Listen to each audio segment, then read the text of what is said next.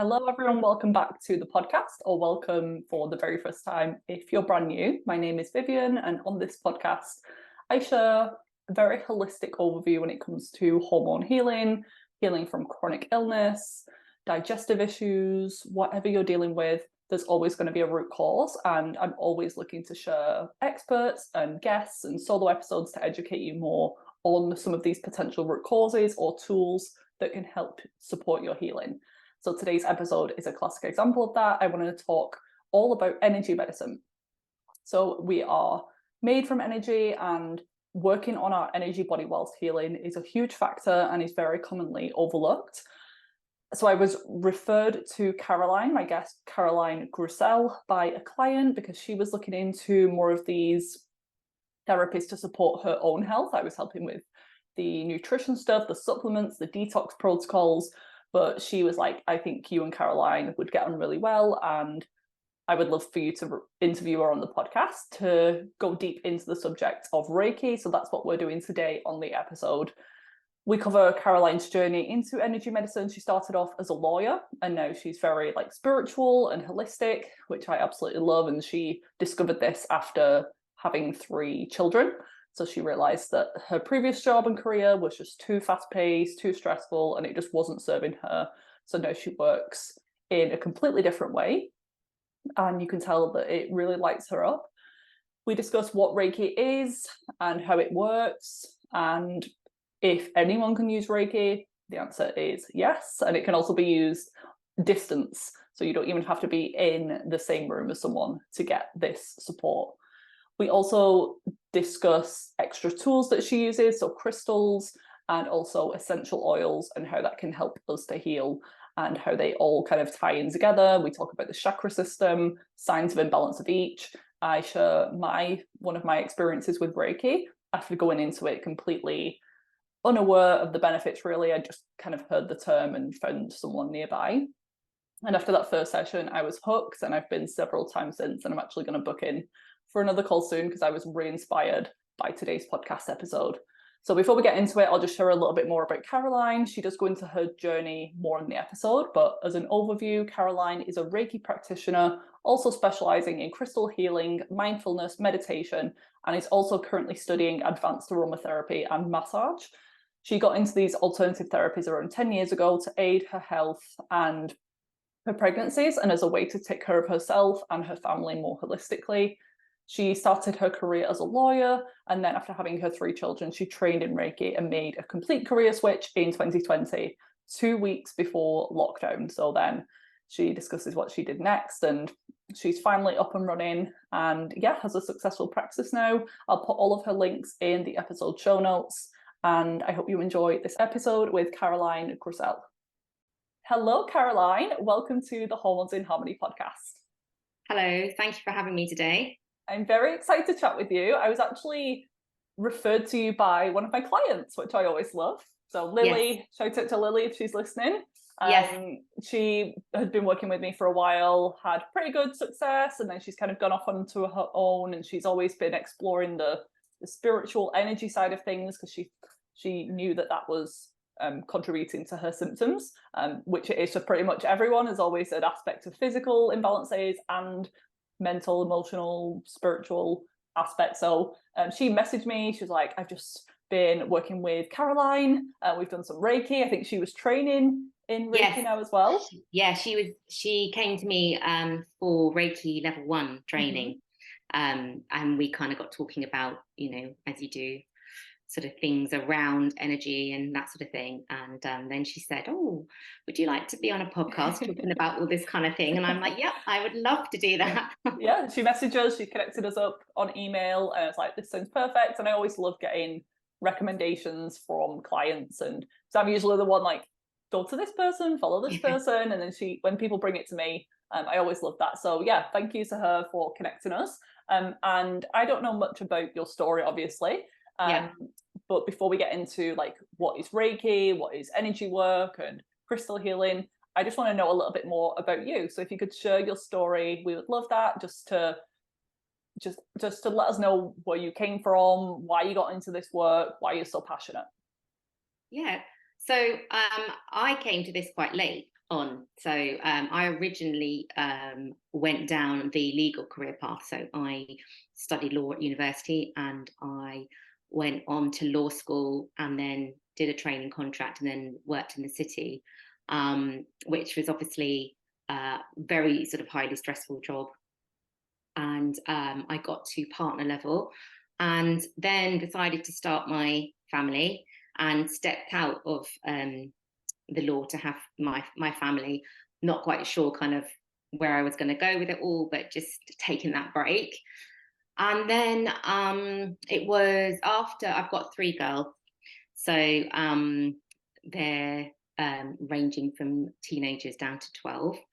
And after the birth of my 3rd child, I suffered with postnatal depression, except I didn't know that that's what it was. I was just feeling all these symptoms, and I was experiencing this real overwhelm and didn't quite know what to do about it. And my sister suggested that I might go and try something called Reiki, which I had never, ever heard of before, didn't know what it was about. And I just thought, you know what, I'm going to try anything. I've always been quite into alternative ways of doing things. I did hypnofertility and hypnobirthing around my 3rd child, and reflexology I've had all the way through like my pregnancies and things. So I'm kind of quite up for trying different things.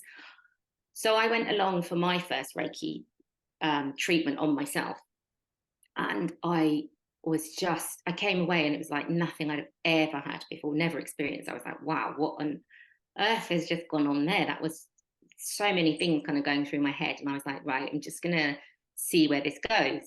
And kind of did a series of Reiki treatments, and thought, this is really interesting. I'm really interested in how this is working for me. And it kind of was, along with some other things that I was also doing alongside trying to help me with the postnatal depression, Reiki treatments were a big part of it. And Reiki is a therapy that you can actually learn yourself, so you can then treat yourself, so you can self-heal once you've been attuned to Reiki 1. And so I thought, right, I'm going to do this because I want to be able to access this tool for myself, and I want to be able to access it for my family as well, and use it on my kids, which you can do that. So I trained in my Reiki level 1, I think a little bit after the birth of my 3rd child. And I just used it on myself. So, you know, when I felt I needed to, I would do treatments on myself. I would start to use it on my children when they were little.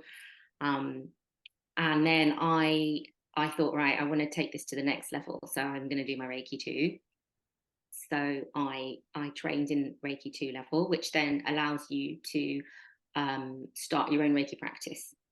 That wasn't what I intended to do. I just thought, I'll see how it's going. I was working part-time at that point as well, not back in law. I decided not to go back to that career because I just couldn't make it work with 3 kids and everything else. And so I was kind of growing my own Reiki, like my own sort of Reiki practice in terms of my self-healing and working with Reiki and sort of helping myself and doing it on family and friends and kids. And then I thought, oh, you know what? I'd really like to do this as my job. I'd really like to start this as something that I could actually offer to other people as well. And so I decided to set up my own Reiki business about 2 weeks before we went into lockdown. Oh wow. So I'd literally taken the plunge, thought, right, I'm going to go for it. I'm going to launch myself. I'm going to start working for myself. And we hit lockdown 2 weeks later. And I was like, oh, okay. But is this a sign from the universe that I shouldn't be doing this? Yeah, it was like, okay, I've just taken this massive leap of faith. I've decided I'm going to do something about this. And now, oh dear, this has happened. And because it's obviously like a one-to-one, except it's not, because you can do distance Reiki. So I was like, right, okay, then I'm just going to have to pivot for a little bit. I'm going to have to change tack a little bit, and I'll offer distance Reiki then to people. So actually I built up a little bit of a distance Reiki practice over lockdown because people still wanted to have Reiki, and I was just constantly showing up online. I was trying to sort of, explain what Reiki was and how distance Reiki worked, and just invited people to have a go with it. And so I was actually able to carry on and work by providing distance Reiki Wow. throughout lockdown. And as I was very familiar with Zoom during that time. well, you don't have to even be on Zoom. All right. You can just I would connect in and have a chat with people on the phone. Mhm. They would then just go off and find their space at Mm. home, and I would send distance Reiki, and then afterwards I would send them voice notes about what had kind of come through, and then if they wanted to talk about it anymore, and I was pulling in crystals and things like that as well. So then I would talk to them a little bit about what crystals I'd used and how, you know, I'd felt that that's what they needed. And then I thought, you know what, I really wanted to go to the next level, which is master teacher. So that's the very third level of Reiki. And for myself, on my own personal Reiki journey, but also because I would quite like to teach it as well. And you can do that once you've trained. So I did that in between kind of coming out of one of the lockdowns and going back into the next one. I managed to fit my master teacher training in. And then really, I've just kind of grown my business, and now I see one-to-one clients. I do some distance Reiki. I bring my crystal healing in as well. I've learned about how to use crystals with my work as a Reiki practitioner, and essential oils is something I have really got into as well, and they work really nicely with what I do. So I decided that I was going to properly qualify to be able to use those as well. So it's kind of like bringing in a toolkit of sort of holistic but energetic tools, because the oils and crystals work on an energetic level as well. So it's kind of all linked. You sort of kind of go down this path, and then you find that things are all linked together in quite a nice way. And I work with them on myself and at home and with my children. And then I work with all of them with my clients as well. And where is your in-person clinic based? So I have recently just got a little studio in my garden in, I live in Hertford, in Hertfordshire. Okay. Yeah. And so that's really nice that I have just this summer got my own space to be able to teach and also see people as well. Nice. Yeah. So if people are in the area, yeah, you can go in person, or you have things available online. And with the distance Reiki, I was always wondering, like, how does that work? But then when I started to think about it, when you're in a regular Reiki session, they don't even touch you anyway. It's just, no, you like, don't. they're just, I kind of opened my eyes at one point because I was brand new to it as well. I was like, what is this? I don't know who I heard it from. Maybe just like the holistic world. I was like, I'm just going to try everything. I'm going to try acupuncture. I'm going to try herbal medicine. I'm going to try Ayurvedic medicine, just as a experimenting guinea pig. And then I like opened my eyes because I was like, what's happening? Like, no one said anything. No one's touched me. And I opened my eyes, and the practitioner was just like over me with her eyes closed and just tuning the energy. So yeah, it's probably not going to be different to doing it virtually. No, so you don't have to have your hands on someone in order to be able to connect in with the energy. What happens is when you do your Reiki 2 level, you were taught. So Reiki is like a whole system, effectively. And Reiki in itself means universal life force energy. And it works on the basis that we are all energetic beings and we're all connected by energy. So when you're working with the body, you're working with the energetic body anyway. So the fact that someone is physically in front of you, what you're actually channeling is energy and their energy. And when you do your Reiki 2 training, you learn about the distance symbol, which allows you to send Reiki to anywhere in the world. So I have sent Reiki to people in America, I've sent Reiki to people in Europe, I've sent Reiki to people in other parts of this country. And the feedback that you get when people have distance Reiki is so incredible, because they can feel things, they can feel sensations, or you can pick things up from, you know, what's coming, like the connection with the energy. And you know, like I could tell if someone's got a headache, or, you know, because the energy around when you're working around the sort of headspace, you can feel these things going on. So it doesn't matter that the actual physical body is not there in front of you. You are able to channel Reiki across distance. And how do you which is connect to that person? Is it like you so, have to like hear their voice, or you have to like see a photo of them, or have a piece of their like well, belonging or yeah, something? you normally, there's lots of different ways. People are taught lots of different ways. Some people have like, I have like a drawing of a person, like of a body, so that I'm working in the same way that I would if they were with me, so that I'm making notes of kind of things that I found. Some people use a physical object like a teddy, so they kind of, when they're doing, they'll put their, they'll work around like the teddy's And body. not necessarily the client's teddy, like their own. They No, just use that as it like will the be their body. whatever prop the Okay, practitioner has for their distance Reiki practice. right. You You just don't use have that. to have any of that.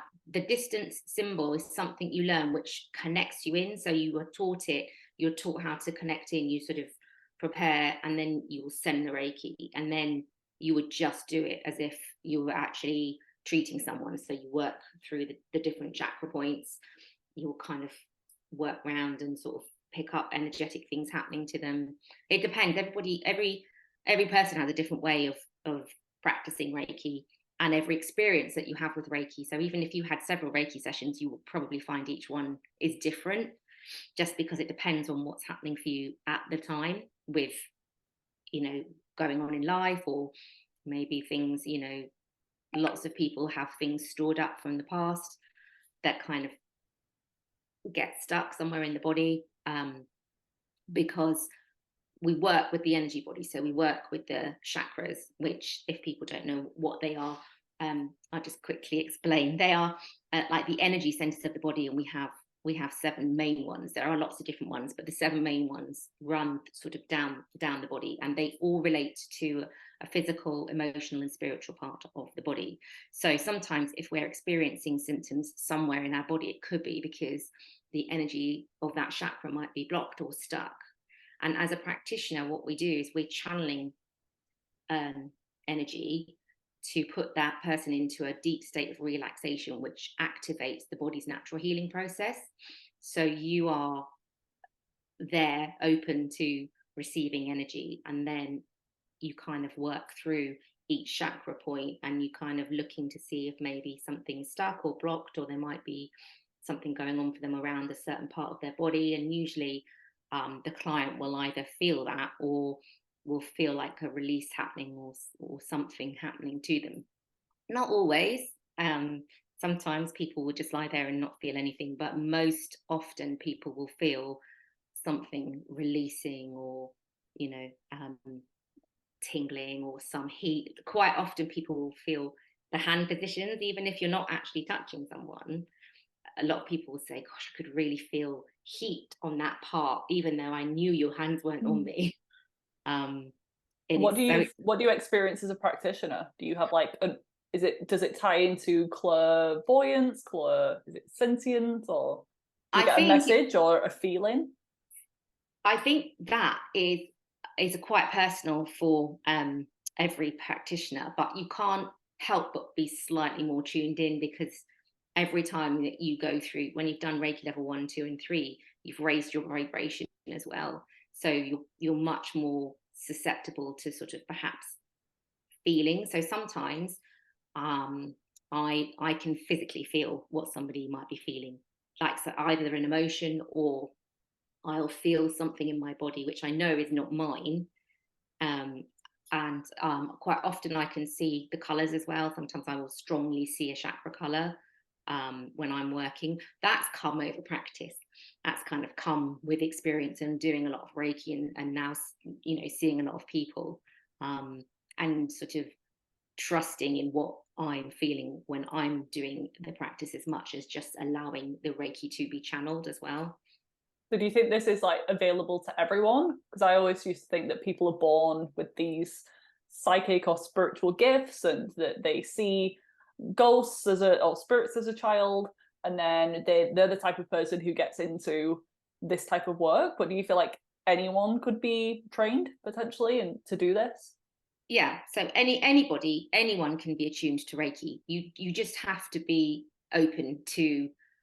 um open to it effectively, because we've all got the ability, and once you've attuned to it, it stays with you. You don't lose it if you don't practice it. Once you have an attunement, is the process by which you pass Reiki to the person. So that's why you have the teaching element of it. So for Reiki 1, you have, for example, 4 attunements, and that's when you pass Reiki to the person so that they are then able to channel the Reiki for themselves. And then you teach people how to then use it and what it feels like. But then your personal relationship with Reiki is how it works for you. You will work on how you know, some people's hands will tingle, some people's hands will go hot. I think potentially if you're more prone to being that sort of open-minded person, you're probably more likely to be more open to things like intuitive messages, or however you want, you know, whatever you want to sort of or that knowing that this is a certain way, or this is a thing, or this is it, you know. And I think that is different for everybody. It just depends how your relationship then develops with Reiki, I suppose. Okay. So level 1, just to clarify, is you being able to use Reiki on yourself.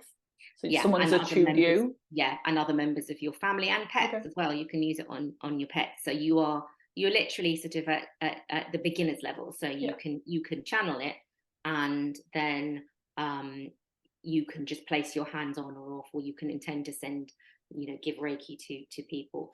And Reiki 2, level 2, you learn 3 of the sacred symbols. So they're all over the internet now. That's just the way it is. But the original teaching was that you were very privileged to learn these symbols. You know, it passes down through the lineage of Reiki. So there's like a lineage of teachers. So there's Mikao Usui, who is the level, that's what I teach, is the Usui method of Reiki. And then there's a lineage underneath where he's passed the Reiki down, and then it's traced all the way back down to you. And then obviously then you're passing it on to whoever it is. So the idea was that the symbols are sacred and they are passed down when you are taught that level. So that, and also at level 2, you're also taught how to actually, if you want to have your own practice, how you would go about treating people on a professional, you know, like on a professional level. And then master teacher level is another step up energetically. So you sort of raise up again one more level in terms of being able to channel it. So it's like quality. Each time you're channeling the same amount of Reiki every time, but the quality of your Reiki once you then get to master. And then at that level, it's almost it's like a system and way of life. So, you know, you would give yourself Reiki every day. There are 5 Reiki precepts that you're taught with the Reiki 1 that you are that you kind of live by. It's sort of, you know, and you're sort of working on your personal journey of healing and growth. And that's kind of what you do when you're a master. You're not really a master. You're not a master of anything, but it's the idea that you are mastering your healing and that you've got this level now. And with the teacher level as well, you are then able to teach Reiki to other people. Okay. And what are those 5 things? Are you like to share them? Okay. So yeah. So it starts off, just for today, I will not worry. Just for today, I will not anger. Just for today, I will be grateful for my blessings. Just for today, I would do my work honestly. And just for today, I will be kind to my neighbour and all living things. And those were principles that kind of were developed in order to, it doesn't mean you never worry. It doesn't mean you're never angry. But what it tries to do is to encourage you to be mindful of what is present for you in your life, and then trying to do something about that. You know, be kind to other people, be grateful for what you have. You know, why are you worrying? You know, how can you help yourself with that? What's the reason behind your anger? You know, it's not saying you can't ever be like that. It's just saying, it's like conscious reminder. Be aware that, you know, these are kind of precepts that sort of bring you back to a sense of who you are and how you're living, and sort of, you know, it's like a grounding and centering, really. So I love that. It's just a nice reminder for all of us. Yeah, and you don't need to be Reiki trained to necessarily live by those, but it's just a nice way, you know, and you can meditate with them. So, you know, you Yeah, can so like start your kind of like day. affirmations, aren't they? You could look in the Yeah, mirror, you could do some like tapping and yeah, into exactly. that. So yeah, Yeah.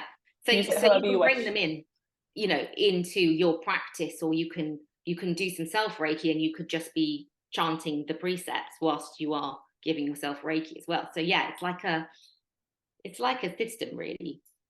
Are there any other things that you do on a regular basis or like promote to support your energy, to keep your like So vibration high? Do you do like yeah, meditations and things? so you're taught sort of ways to clear energy. So you know, as part of the teaching, um, you learn how to protect your own energy, and you learn how to clear energy down, because it's very important that you are doing that as part of your process, as well as, so you cleanse your energy, and then you use Reiki, like self Reiki, to sort of give yourself Reiki. And so you're constantly sort of checking in on your energy levels, and Yeah, you're so if you're kind of, just giving, then yeah. you're just going to And be you know, an empty cup. and it's interesting because I think it makes you much more aware of energy generally. So you know, if you've walked into a room, for example, and there's somebody there and you're not feeling very comfortable, or can be the opposite as well, can't it? You can meet people and you come away and your battery, you know, you're like, wow, feels so good after being with that person. Or you know, I think it just makes you a lot more aware of what's happening to your energy, because you are kind of checking in with it so much in the course of the day. Yeah, and I feel like everyone's felt the same, like going into the room and you can cut the tension with a knife. Yeah, That's just classic proof of energy. So people who say energy doesn't exist, we're literally made of energy. If you were yeah, to like look at my table and zoom in at the even deeper than the microscopic level, you can see that everything's like vibrations and particles that are moving. So yeah, we really need to be aware, whether you train to Reiki or do Reiki or not, like just being aware of energy and keeping your energy protected is really important. yeah. And I think, you know, my message to people generally, even if they're not Reiki trained, is, you know, just make sure you're checking in every now and again on yourself. Mm-hmm. You know, and just be aware of, you know, what might be draining your energy, you know, what situations or what people, or you know, sometimes we can't always help what's going on because situations are situations, but I think the more you become aware of what's going on, you can then start to put in the tools perhaps to help you manage it. Yeah, we have to be aware of it first before you Yeah, can change it. yeah, I'll just share my experience with Reiki. So I've probably done it about 3 or 4 times over the past few years. And it started as just like a experimentation. Let's just see what this is all about. But then obviously something drew me back to it and I felt a noticeable difference. So I think it was the first time that I went, was a little bit unsure as to what was going on, but the room itself was like really dark. It was like a dark day outside, not a like ounce of sun in the sky. And she was like working a lot on my around my head because I like looked up and saw her. She's like, keep your eyes closed. And she said that there was a lot of imbalances with my crown chakra. And I think she was also psychic medium. So she asked, if there's anything that comes up, do you want me to tell you? And I was like, obviously, yeah, tell me everything. And some people just want silence. They just want to lay on the bed for an hour in peace. But I was like, tell me anything that comes up. So she was like working really hard on my crown chakra. She said there was a lot of like energy there that needed to be released. And as she was doing it, it felt like the sun had like come out of the sky and it was like a hot summer's day. I could just see like the rays of the sun, and I just felt like this energy shift and everything just felt clearer and brighter. And I honestly thought that the sun had come from behind a cloud and it was like a really nice day. And then I looked afterwards and it was the exact same dark, gloomy, grey day. And as soon as I got in my car after the appointment, this was an in-person one, I had the worst headache ever. And I never really struggled with headaches, but it was like, as soon as I got in the car, and it lasted about 3 hours on the dot. And then it just went without any interventions at all. And I was like, wow, if she's been working on my head area and I get this headache that has no other explanation, and I visibly like felt saw something shift and felt a difference, then that was my proof that it was doing something. And she told me about all of these other imbalances in my body, but that was like the main one. So I have been back, and yeah, she was telling me things about work situations that were going on at the time. It was when I was wanting to leave my part-time job and do my nutrition business full time, and I was worried about that. And she was saying, like, go for it. And she could completely, like, she knew everything that was going on, and she'd not researched me, she didn't even know my last name.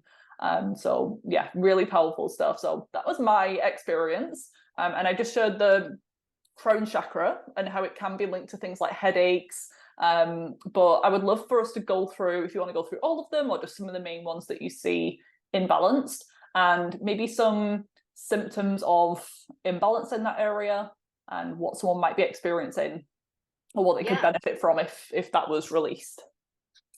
Yeah, so it's interesting because usually,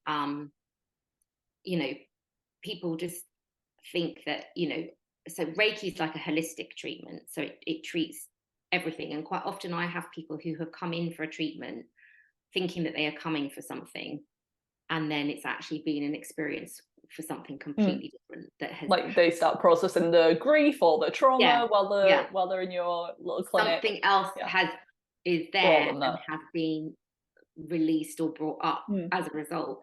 So we work on the basis that we kind of start with the root chakra, which is our base. That's our sense of safety and security. That's how,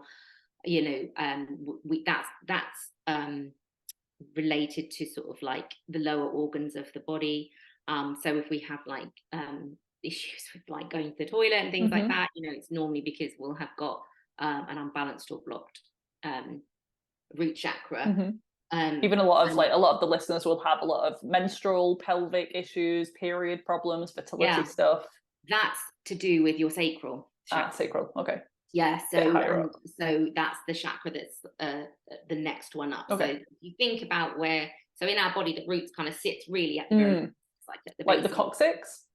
Yeah, kind of like there. So if that's kind of if we've got big feelings of anxiety, we're not feeling safe, we're feeling very sort of out of body or sort of ungrounded, it's usually because your root chakra is unbalanced. And if the root chakra is off, usually that will throw a lot of the other chakras up, because if you think about it, there's like a little system there, your root chakra is here, and then your kind of other chakras. So if that's not working properly, then all of the other ones will be out of alignment as well. So that's the first chakra that you kind of are looking at, which and then as you move up, you get to the sacral, which is related to hormone problems, things that are going around there, especially for people who have got I don't know, things happening during their periods or anything like that. And sometimes I can tell when someone's on their period as well, because you can feel a lot of energy kind of going on around that area. So you want to, also I'm working with a lot of menopausal women at the moment, so things are kind of all out of balance and stuff. And it's not only just that, but a lot of the symptoms that come with menopause are related to other parts of the chakra as well. So it's so if you sacral will be your kind of just below your belly button, that sort of position there.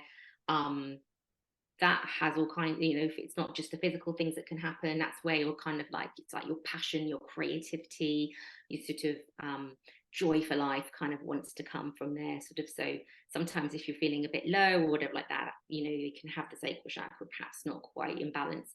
Then you get the solar plexus, which is just sits underneath like our rib cage, underneath like the breastbone there. The solar plexus is where we hold our confidence and our power and our self-worth. So people who are sort of suffering from low self-esteem or low confidence or something like that, could be because there's something going on around the solar plexus. It can have things that may be related to things going on in the past for them, sort of not feeling confident because of situations or whatever. So that sort of sits there. Then the heart chakra is usually quite a big one for people. A lot of people, that's where you hold your feelings, like your feelings. It connects the two, the top chakras and the bottom chakras, and it kind of governs your love for yourself. It governs your love for others. you hold a lot of feelings, and a lot of people shut that chakra down whether they realize it or not, because we're kind of taught not to feel. I think that, don't let your feelings kind of govern you. A lot of the time we're told to sort of, oh, stop crying or stop, and people just hold a lot of things in the heart chakra whether they realize it or not.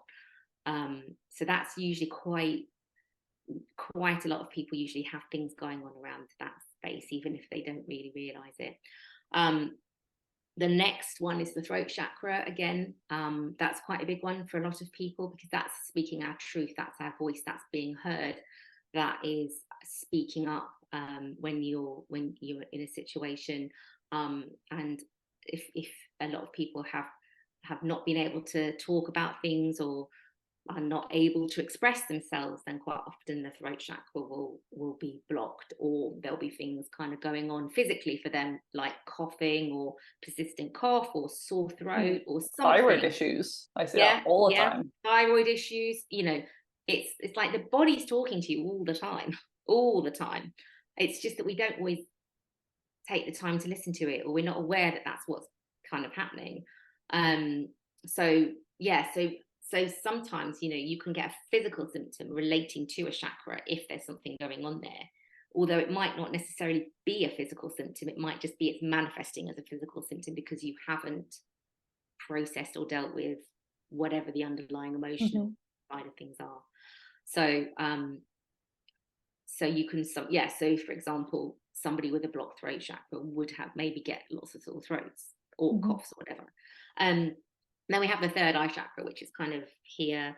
That is to do with intuition and kind of like the clear thoughts, clear thinking, tapping into, intuitive power, like trusting your own intuition, thinking with your head versus thinking with your heart type of thing.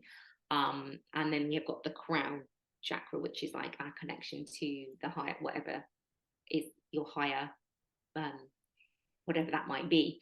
I would just say Reiki it's not linked to any religion or anything like that. It's just it's not associated with any religion at all, so anybody can sort of tap into Reiki. It's that connection to something greater than us, whatever that might be. Universe, God. Yeah. So then obviously crown chakra, if you came away with a headache after she was working a lot around your head. And I was not very like intuitive or spiritual at the time, so that would make sense. I've completely changed since then. Maybe that was the starting point where I started like paying attention to my own body and stopped outsourcing my health to the doctors and the medical system. I was like, oh, maybe I have some power here, and maybe I am being divinely guided and supported by the universe. So that might have been the pivotal moment that everything shifted. Who knows? I think certainly, people are quite interested, I think, sometimes with what happens to them when they come for Reiki, because like I said, a lot of people come thinking they're coming for a reason and leave with a completely different thing happened to them during the session. But it's not always about, sometimes it's not always about that session time. It's not just about what happens in the hour. It's kind of the shifts that happen afterwards as well, because the energy's been, you've been working with the energy body, you've been releasing and shifting things, and that can be ongoing as well. So, it can be, I've had clients who've messaged me, sort of 3 weeks down the line and was like, do you know what? I've just suddenly realized that this thing has shifted for me. And I've just realized it now that that's actually gone. And it took them that long to kind of, for it to sort of work through. So they might not have these breakthrough revelation moments on like in the session. So they might not feel like anything's changed. They might be like, what was that? Like, why have I just spent that money? And then 3 weeks later, they might have a moment then, or it might just be that they've slowly realized they're acting differently in different situations, or they're not triggered in the same way as they used to be. They just have this realization that, oh yeah, actually has shifted. Yeah. And I think the other misconception is it's like, people think one session will fix them.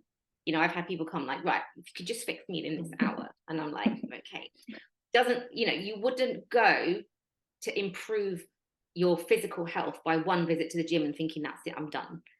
So it's exactly the same thing with your well-being. If you are here because there are some things to be working through, then that is, you know, you will be working through them.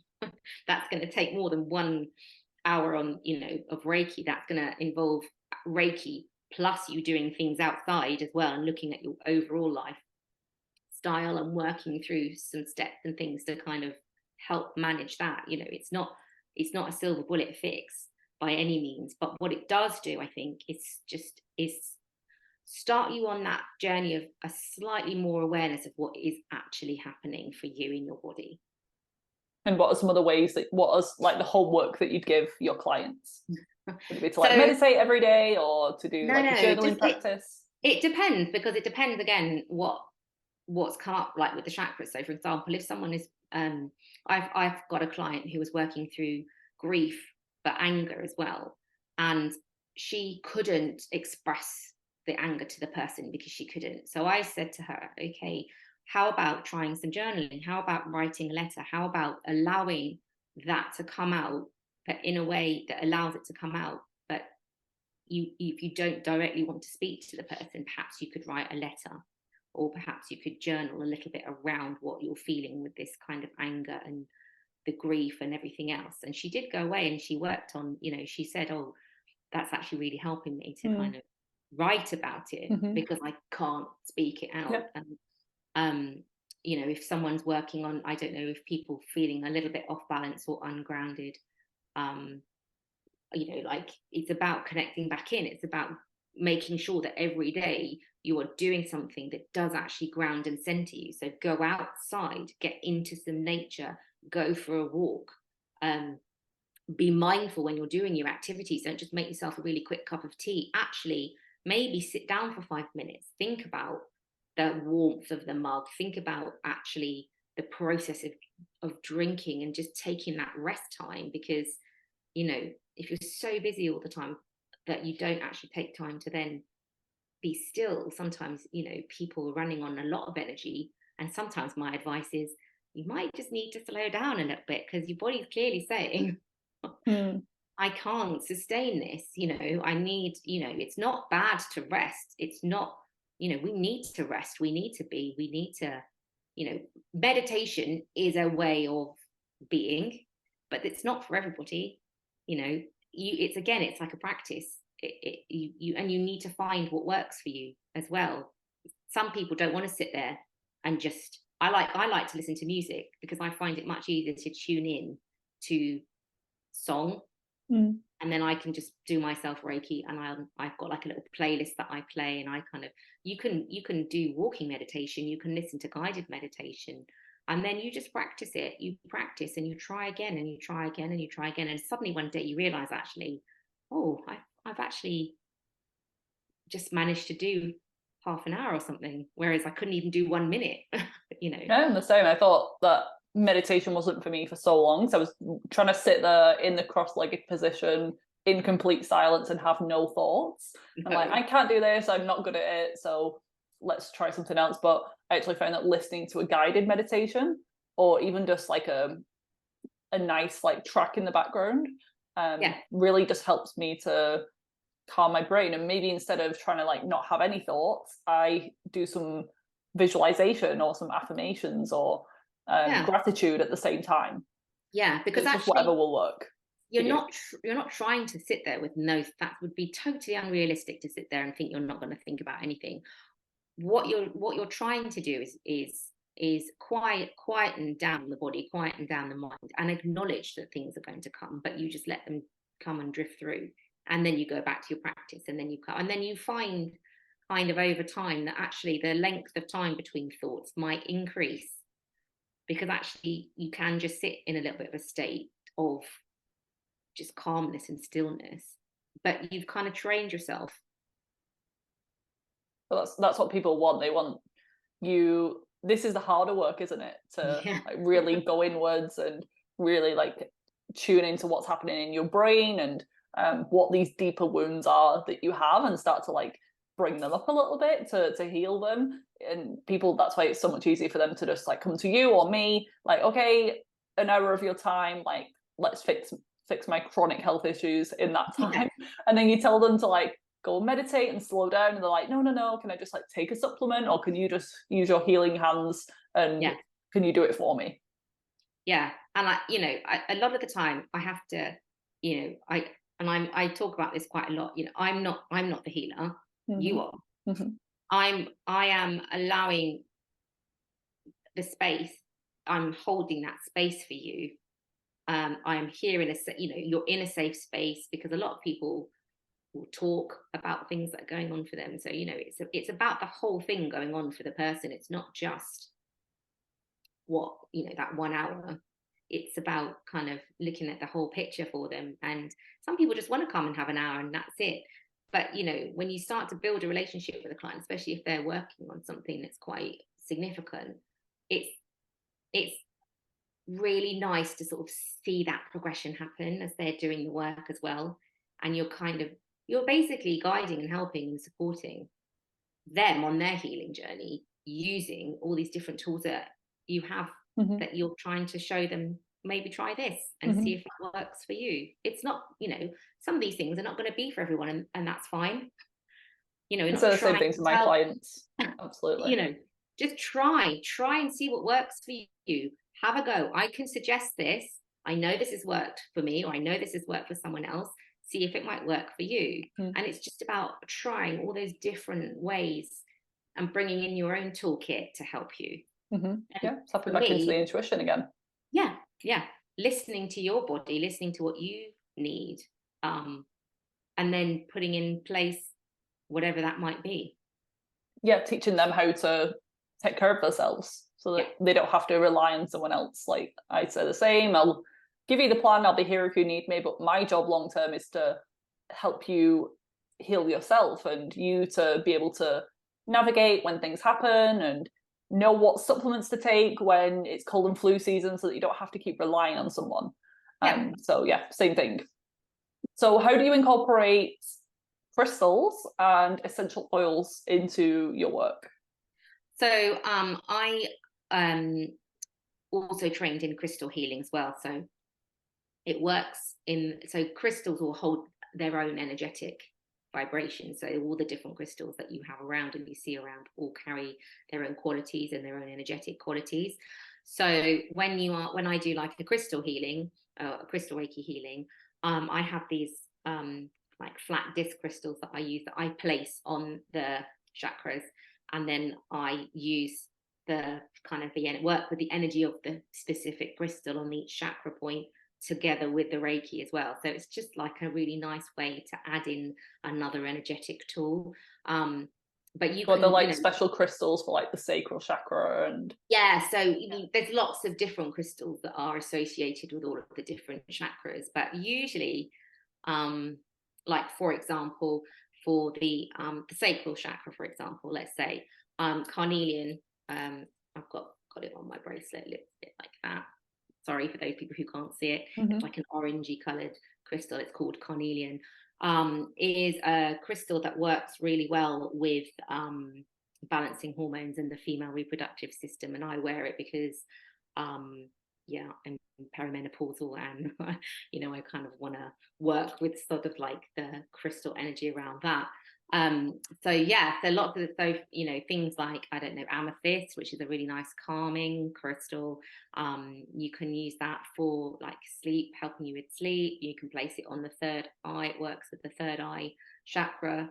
Clear quartz is one for the crown chakra, because it brings focus and clarity, and actually it's like it's a bit like a master crystal. Clear quartz, you can program it for whatever it is that you want. So it's basically using another tool that works with energy to help with whatever it is that might be going on for the person. So quite often I will say to somebody, okay, I kind of get a sense when I'm working with them what kind of crystal might work for them. So then I'll suggest maybe they might want to have a go at working with a crystal for a bit and see if that kind of helps them as well. And it's the same thing with the essential oils. So they hold energetic qualities as well. So for example, citrus oils are lovely mood boosting. So things like wild orange, lemon, are very uplifting, kind of the sense. So you would maybe you could put a drop of wild orange in the shower in the morning, and that's kind of a nice way to sort of wake up your senses and sort of lift your mood in the morning. And then at nighttime, there's lots of different oils that you can put into a diffuser for sleep. Lavender being one of the key ones. Vetiver also works really well.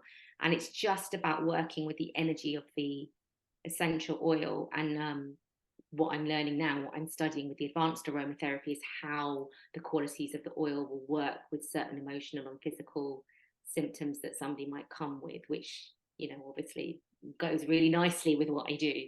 So so they're kind of all energetic tools that work really well together. I'm guessing the quality of the essential oil and the crystal is also important. So how do we find good quality stuff? Yeah, 100%. So I work with doTERRA. I don't just buy any old essential oil off the internet, because it's not, I know that doTERRA are high grade therapeutic oils. They rigorously test them, and they are of such top quality. Then that's what I use on myself and on my kids. And I'm always making up roller blends for the children for like exam time and sort of anxiety or sleep or whatever, and I'm just giving, and then they'll go, oh, so and so at school said, could you just make a roller blend please for them, and could you just get a crystal, mum, to help my friend with this, that, and all the rest of it. You're the woo-woo mum of the school group. So I'm like, yeah, that's fine, just like tell them this and tell them that, and they could try this and they could try that. And so my kids have grown up with Reiki, and they'll ask me to send it to them. Like my eldest daughter's at university, and she's like, Mum, can you send me some Reiki? I'll send it to her. I've given them Reiki to help through, like, just done A-levels and GCSEs, and I was helping, so they've grown up with me using Reiki all the time, everywhere, on myself, in the house, and on them when they were little, and now that's just part of their life now. That's kind of that's so lucky. Yeah. I'm sure some people would. I've heard of like kids who grow up with holistic parents, and they can go like one way or the other. They could be like, I'm gonna go and eat McDonald's at every meal, and I don't care about energy, and I'm just gonna like take drugs and party because I don't want to be like that. Or they can like really like start the adult life off on a good foot because they have all of these tools to help regulate their emotions, and they have like natural remedies to turn to when they're sick. So it sounds like your daughters are like, mum knows what she's doing, and we wanna benefit from that.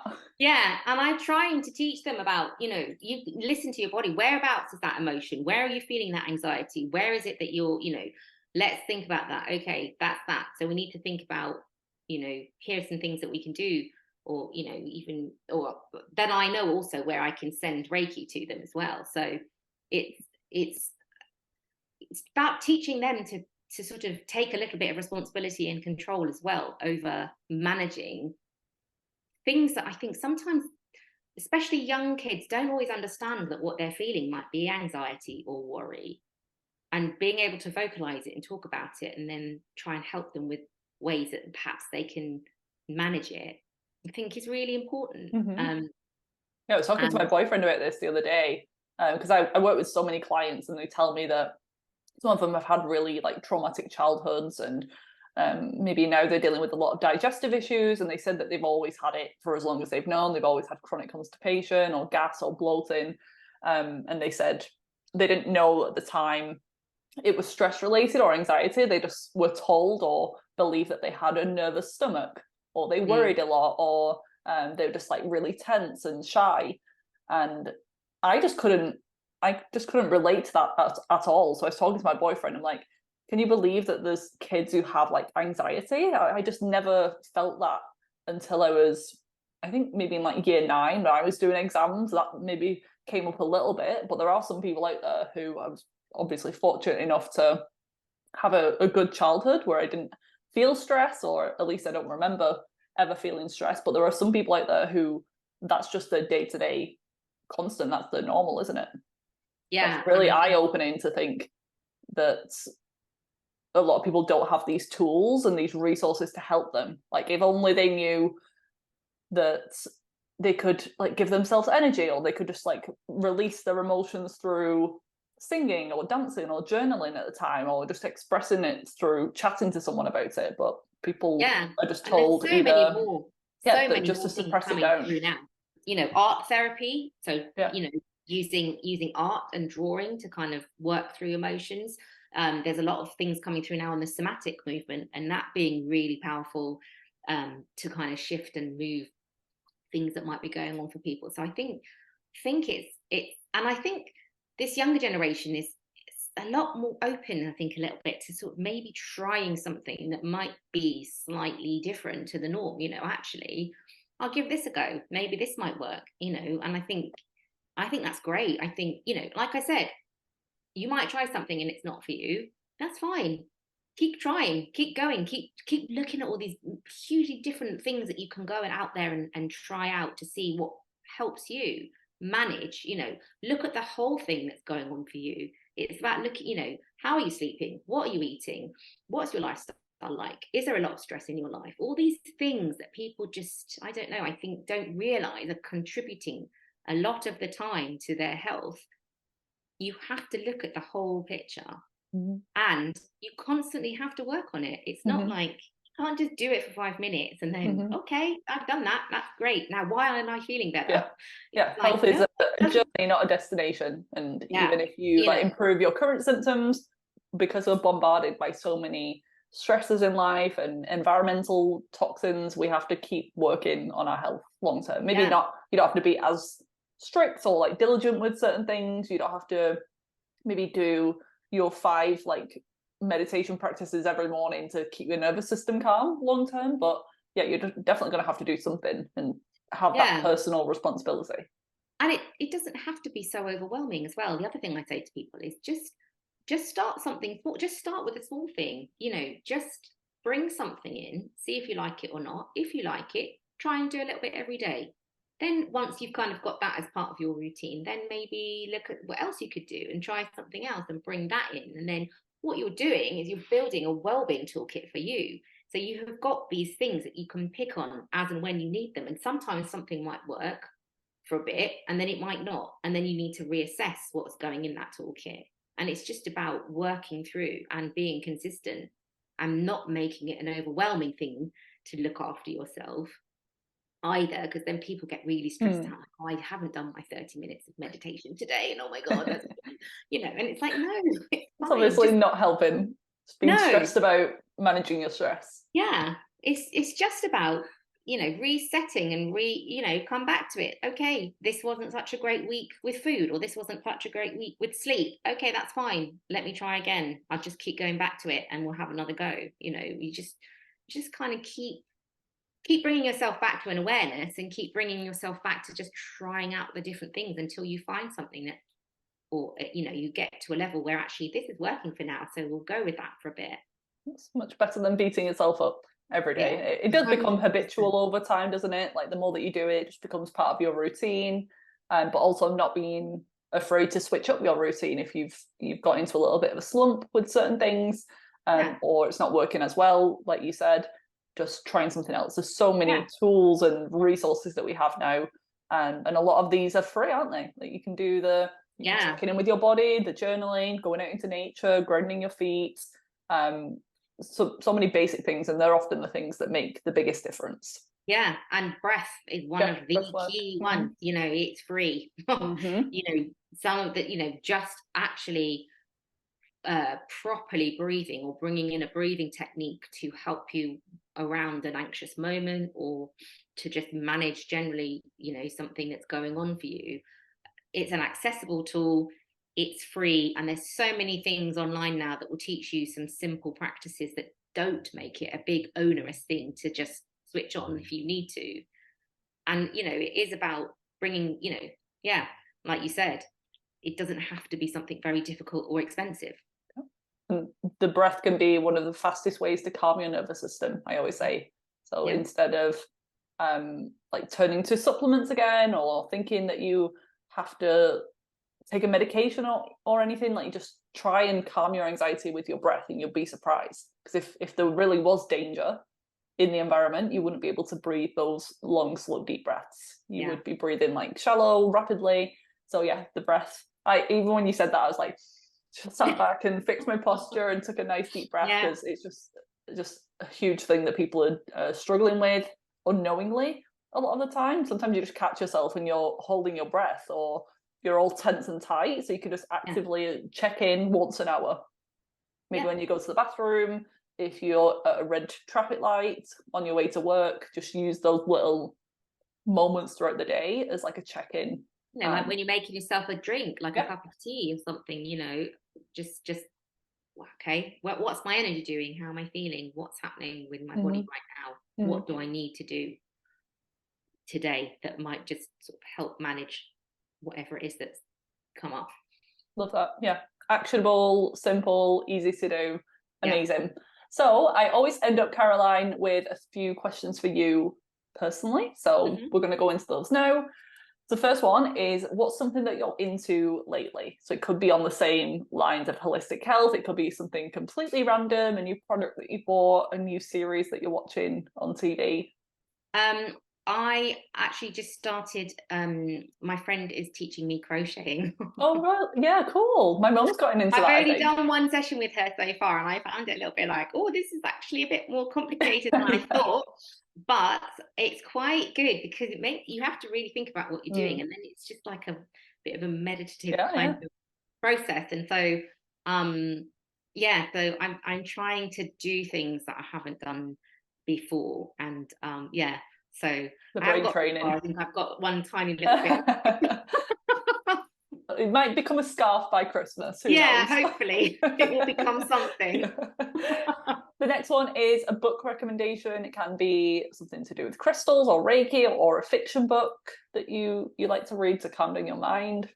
The one that I read over the summer recently that really spoke to me was called The Art of Psychic Reiki, and it taps a little bit into some of the things that we talked about, which is about developing the intuitive developing your intuition alongside your Reiki practice. And it's not a very big book. I can't remember who it's by off the top of my head. I'll find it. But I found it really interesting, the way that she sort of explained about not being frightened of some of the things that might have come through for you, whereas, you know, but actually embrace it and build on it, because actually it's a really helpful tool to have when you are working with Reiki and seeing, you know, people. And so that was a really good read, and it's not a very big, it's not a massive book, so actually I really enjoyed that over the summer. Great, I'll find that. I'll put it in the episode show notes if people want to check it out. Is there a piece of takeaway advice, so just to summarize everything that we've discussed, a little motivation boost at the end of the episode to leave people with? I just think that, you know, take the time every single day to check in with your energy. Just, you know, even if it's halfway through the day or regularly through the day, and just adjust as necessary what you need to be doing to make sure that your energy is not being depleted. And just take my 5 minutes after this now. And just bring something small in to just help once you've identified perhaps where you're at with that, and keep doing that every day. Make sure you do it as much as you can, because it can change on a, you know, an hourly basis, and just listen to what your body is saying to you. And if it's really talking to you and there's something that you desperately think, all right, I need to sort this, then go and find whatever it is that you need to do in order to help you manage it. Right, that's definitely helped someone out there. I know it. So last question, Caroline, is where can people find you? So just remind us, your clinic, does it have a clinic name, website, or social media, if people want to get in touch? So my business name is Rebalance with Reiki, and I have a website which is www.rebalancewithreiki.co.uk. I'm on Instagram as well. I'm at rebalance_with_Reiki. So that's my that's on Instagram. So you can connect with me on there. My practice is actually in Hertford, but I also do distance Reiki. So if you wanted to give that a go, you can contact me on my website, and all the information about distance Reiki is on there as well. Yeah, I will link all of that, all your links, spelled correctly in the episode show notes, so you can all connect with Caroline if you're interested. And yeah, thank you so much to Lily as well for connecting us. I feel like the universe brought us together, and I love to explore topics like this on the podcast just because it is such a holistic show, and I want to have people who specialize in like the physical stuff and the diet and the fitness, but also Reiki and homeopathy, all sorts of stuff. So you were the perfect person to have on to really like dive into Reiki and energy medicine today. So thank you so much for your time. It's been really good to connect. Welcome. Thank you. Thanks for having me. I really hope you enjoyed this episode. If you did, I would love for you to leave me a rating and review on your podcast app, as this helps to support the show and it allows it to reach more people with this valuable information. Come and say hi over on Instagram. I'm at Viva Natural Health. And if you haven't already, check out my website, vivanaturalhealth.co.uk, for tons more free resources and to discover how I could support you further. I currently offer one-on-one consultation packages if you want my top level support, then more affordable group programs and self-paced online courses. So there really is something for everyone. Enjoy the rest of your day, and I'll see you back here next week for another episode.